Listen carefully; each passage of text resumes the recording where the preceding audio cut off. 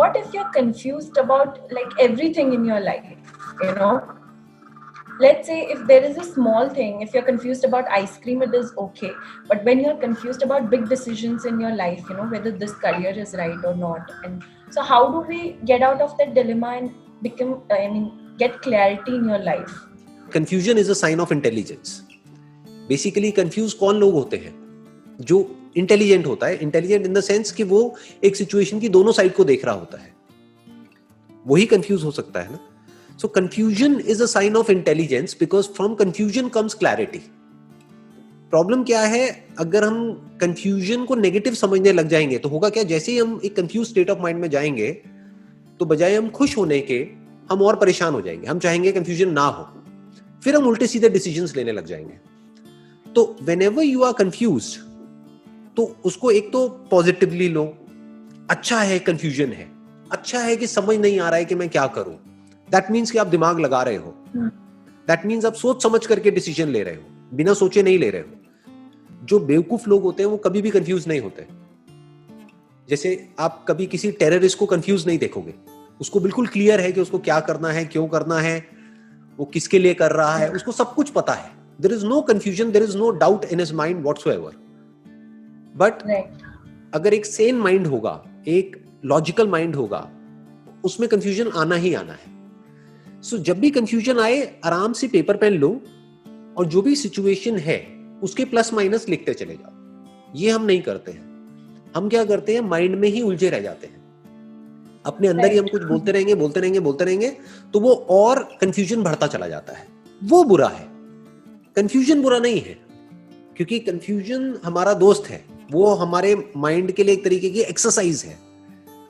जैसे बॉडी के लिए एक्सरसाइज होती है ना, तो माइंड के लिए क्या एक्सरसाइज है? यही तो है कि दो ऑप्शंस आ गए हैं आपके सामने, दो रास्ते आ गए, आप चुनो. दोनों में से क्या करोगे क्या नहीं. दोनों के अपने प्लस माइनस है. दोनों में यू कांट बी 100% श्योर, तभी कंफ्यूजन हो रहा है. यू आर नॉट श्योर कि ये करूं या ये करूं, इसमें ये हो सकता है, इसमें वो हो सकता है. तो पेपर पेन लो, आराम से बैठ करके लिखो, एक एक चीज को बारीकी से देखो कि इसके प्रोज एंड कॉन्स क्या हैं. जो मेरे 2 डिसीजंस हैं या 3 डिसीजंस हैं, उसमें से किसमें जो नेगेटिव जो आउटकम है उसके आने के चांसेस कम से कम है और पॉजिटिव आउटकम आने के चांसेस बहुत ज्यादा हैं. या बेटर स्टिल, अगर आपकी लाइफ की कोई सेंट्रल विजन है जो बहुत सारे लोगों की लाइफ में नहीं होती है, कोई कोर है आपके पास में, तो बहुत आसान हो जाता है कंफ्यूजन से बाहर आना.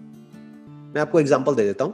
जैसे अगर आपका माइंड क्लियर है कि this is what I want from my life, this is why I am alive, तो आप उससे कनेक्ट करके देखो उन 2 डिसीजंस को, कि वो जो आपकी लॉन्ग टर्म विजन है कि आने वाले 10 साल बाद, 20 साल बाद, जैसे भी आप अपनी लाइफ को देखते हो, उससे क्या कनेक्ट हो रहा है. अगर उससे कनेक्ट नहीं हो रहा है और शॉर्ट टर्म में आपको प्रॉफिट भी हो रहा है तो छोड़ दो, क्योंकि वो आपको आउट ऑफ ट्रैक ले जा रहा है, वो आपको भटका रहा है. बट अगर आपकी वो लॉन्ग टर्म विजन से कनेक्ट हो रहा है तो फिर कर दो. लाइफ में अगर इफ यू रियली वांट के डिसीजंस क्विक हो जाए, मतलब ज्यादातर लोग चाहते हैं बट समझते नहीं है कि कैसे होगा, कि मतलब if you want to take instant decisions, 1 second में डिसीजन लिया, हाँ तो हाँ, ना तो ना, तो वो कैसे होता है? सबसे पहले आपको अपने लिए डिफाइन करना होता है that what is it that I want from my life, कि मुझे अपनी लाइफ से चाहिए क्या है. फॉर एग्जाम्पल, अगर आपके लिए है पीस ऑफ माइंड, तो आप ऐसे लोगों से दूर रहोगे जो भी आपकी माइंड की पीस को अननेसेसरली डिस्टर्ब करते रहते हैं. जैसे कुछ लोगों का नेचर होता है लड़ने झगड़ने का, उनको मजा ही उसी में आता है. राइट? हमारी फैमिली में भी होते हैं, फ्रेंड सर्कल में भी होते हैं, रिलेटिव्स में भी होते हैं. तो ऐसे लोगों से आप अपने आप ही एक डिस्टेंस मेंटेन कर लोगे, क्योंकि वो आपके लाइफ के सेंटर पॉइंट से कनेक्ट नहीं होता है. चाहे उससे आपको कितना भी फायदा हो रहा हो, आप कहोगे नहीं भैया मेरे को इससे दूर ही रहना है, थोड़ा फाइनेंशियल लॉस भी होगा कोई बात नहीं, बट मुझे इन चक्करों में पड़ना ही नहीं है. तो उससे बड़ा आसान हो जाता है सब कुछ. अगर आप थोड़ा सा डीपली समझोगे ना, हम कंफ्यूज क्यों होते हैं, ये जो कंफ्यूजन होता है ना, इसके पीछे जो जड़ होती है वो होते हैं 2 अपोजिंग थॉट्स. एक तरफ से ग्रीड चल रही होती है, एक तरफ से फियर चल रहा होता है. एक तरफ से हमारे अंदर एक डिजायर होता है काम को करने का, लेकिन एक डर भी कहीं ना कहीं उसके साथ में जुड़ा होता है, उसके कॉन्सिक्वेंसेस की वजह से. तो अगर आपने डिफाइन कर लिया है कि मेरी लाइफ का सेंटर पॉइंट क्या है, कि why I am doing what I am doing, तो फिर डिसीजंस बड़े आसान हो जाते हैं. फिर वो ग्रीड आपके ऊपर हावी नहीं हो सकती और डर कोई है ही नहीं वहां पर. For example if somebody comes to me, जैसे अगर मैं आपको अपना एग्जाम्पल दूं, हो सकता है आप उससे अपने आप को रिलेट करके देखोगे। अब मैंने क्या किया हुआ है, अपनी लाइफ के लिए प्रॉपरली डिफाइन किया हुआ है, जो ज्यादातर लोग नहीं करते हैं। मैंने प्रॉपरली डिफाइन किया हुआ है कि ये जो मैं अभी कर रहा हूँ, जैसे अभी आपसे बात कर रहा हूँ, ये जो मैं सेशंस कर रहा हूँ, ये मेरा पैशन है, ये मेरा प्रोफेशन नहीं है। तो कोई भी अगर मेरे पास में आता है, बहुत तरह के लोग अप्रोच करते हैं, पता नहीं कहां से, अगर मेरे पास आएंगे कोई भी ऑफर लेकर के, तो मेरे माइंड में कोई कंफ्यूजन नहीं है, पहले ही ना है। अब वो चाहे मेरे को 10 लाख ऑफर करे, चाहे 1 करोड़ ऑफर करे, चाहे 10 करोड़ ऑफर करे, कुछ भी ऑफर करे, ना है तो ना है। क्यों? क्योंकि ये मेरा पैशन है।